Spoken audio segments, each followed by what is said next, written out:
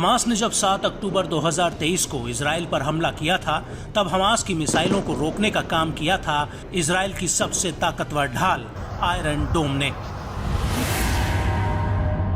Hamas के ज्यादातर missile और रॉकेट्स को आयरन डोम ने इंटरसेप्ट कर लिया था।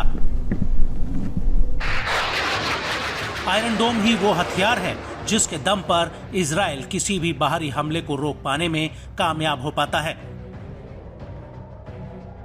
लेकिन अब ऐसा लग रहा है कि हूती और हिजबुल्लाह ने इजराइल की इस ढाल का तोड़ निकाल लिया है।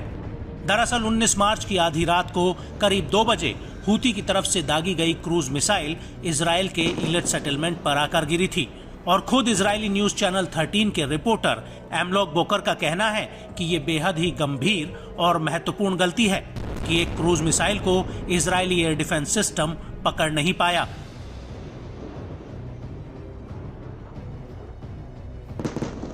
उसके बाद हिजबुल्लाह के एक रॉकेट अटैक में भी आयरन डोम इन रॉकेट्स को इंटरसेप्ट नहीं कर पाया था,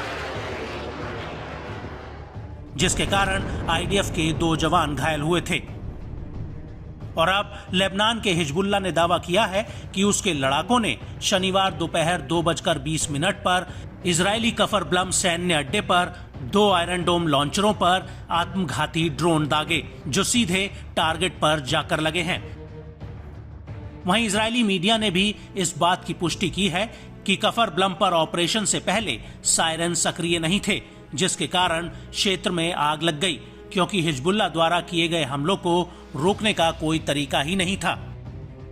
लेकिन अब आपको बताते हैं कि आखिर इजराइल का आयरन डोम एयर डिफेंस सिस्टम है क्या, जो उसका रक्षा कवच कहलाता है। तो आपको बता दें कि आयरन डोम दुनिया का वो एयर डिफेंस सिस्टम है जिसके वार से कोई भी मिसाइल बच नहीं सकती है, या यूं कहें कि इजराइल के हथियारों के जखीरे में आयरन डोम सबसे ज्यादा ताकतवर हथियार है। आयरन डोम दुनिया के सबसे शक्तिशाली एयर डिफेंस सिस्टम की लिस्ट में आता है। ये जमीन से हवा में कम दूरी की मारक क्षमता वाला एयर डिफेंस सिस्टम है। आयरन डोम रॉकेट, मोर्टार, गोला बारूद, ड्रोन को कम दूरी पर मारने में सक्षम है।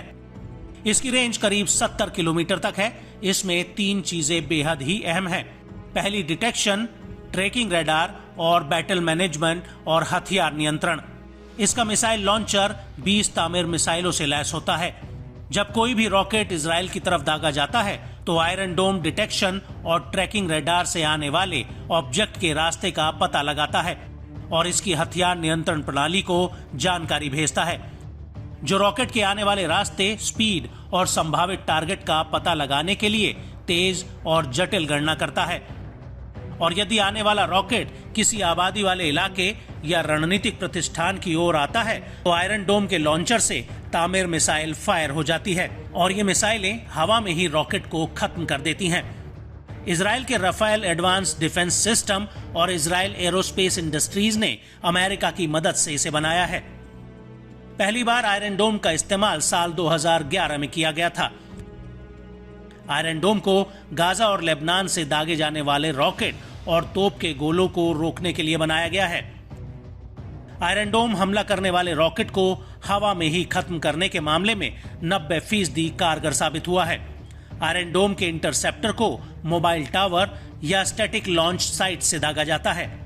ये इंटरसेप्टर हवा में ही आने वाले रॉकेट्स को खत्म कर देते हैं, जिससे धमाके की आवाज के साथ चेतावनी वाला सायरन भी बजता है।